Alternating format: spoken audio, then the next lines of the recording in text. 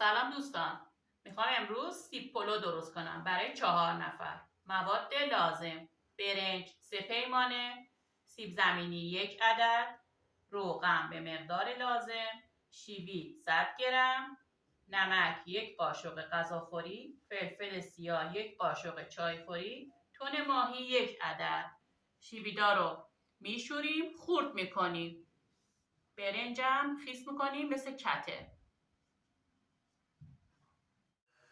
برنج شستیم مثل همه کته ها 1 بند انگشت آب میریزیم روش.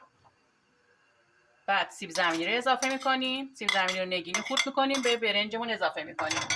شیویدم که خورد کردیم به برنجمون اضافه میکنیم. بعد نمک، بعد فلفل، بعد روغن. اگه دوست داشته باشین تن ماهی رو میتونین باز کنین توش بریزین، اگر نه جدا بذارین 20 دقیقه بجوشه با برنج بخورین. در برنج رو میذاریم که بپزه.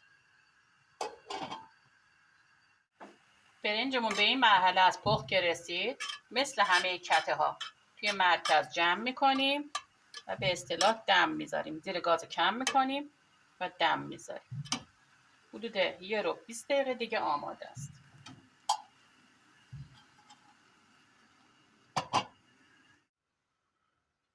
اینم از سیب پلوی خوشمزمون با تن ماهی کنار سیر ترشی.